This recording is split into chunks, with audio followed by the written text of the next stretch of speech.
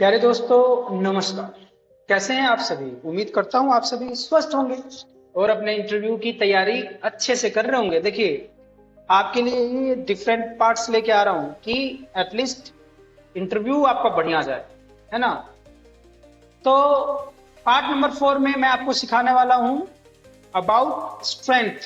कि भाई पूछ लिया उन्होंने, टेल मी योर स्ट्रेंथ और वीकनेस, तो आप क्या बताएंगे, है ना? तो इससे पहले यदि आपने पार्ट नंबर 1, 2, 3 नहीं देखा है तो go and watch there. Part number 1 में हमने सेल्फ इंट्रोडक्शन किया है। पार्ट नंबर 2 में हमने फैमिली के बारे में बात किया है। पार्ट नंबर 3 में हमने बात की है हॉबीज के बारे में। और पार्ट नंबर 4 जो है, we are going to talk about strength and weakness. उससे पहले मेरे बारे में कुछ देख लीजिए, बताने की जरूरत नहीं है। ये बस इसलिए है कि at least you can believe the person who is telling us, who is guiding अस, वो वेल क्वालिफाइड है और इसके लायक है कि नहीं? मैंने भी 10 साल तक कॉर्पोरेट में काम किया हुआ ना, इन अ टीचिंग प्रोफेशन। तो this is all about me. चलिए हम सीखेंगे क्या? हम सीखेंगे if they ask tell me about your strength and weakness. देखिए, ये ऐसा पेचीदा प्रश्न है जहां पे वो जानना चाहते हैं कि किस चीज में ये अच्छे हैं, और जो वीकनेस है कहीं ऐसी तो वीकनेस लेके नहीं आ गया जो हमारे कंपनी को नुकसान करेगा। समझ रहे हैं आप? तो पूरी एक लिस्ट मैंने तैयार की है और इस लिस्ट से आप कम से कम 2-3 जो आपकी पर्सनालिटी को सूट करता है, विच मैच टू योर पर्सनालिटी, आप उसको देख लीजिए, समझ लीजिए, बोलने की प्रैक्टिस कर लीजिए। सबसे पहले, if you are going for a technical job या कोई भी ऐसा जहां पे इनोवेशन की जरूरत हो, तो यू कैन से कि I am good at problem solving skills. I enjoy solving complex problem and finding efficient and practical solution. So this can be your strength. Technical knowledge, I have a strong command over tools and technology relevant to my field and I am always eager to learn more.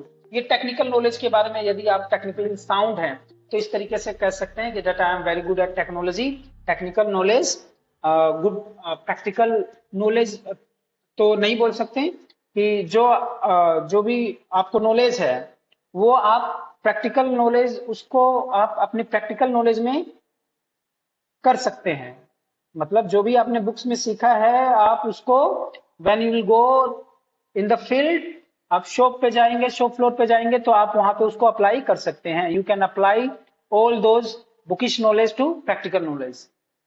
एक और जरूरी जो होता है क्या, strength, that is team work and collaboration.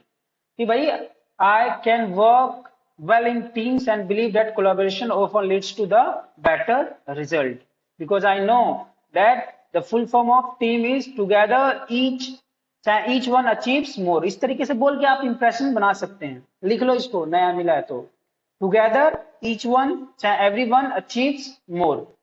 फिर आप बोल सकते हैं quick learning ability, I am fast learner and can adapt quickly to new tools, technology and system.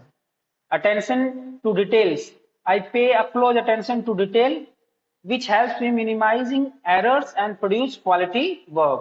आप कह सकते हैं I am very well in time management, I am good at prioritizing, I am good at prioritizing tasks and managing time effectively to meet deadlines। Prioritize,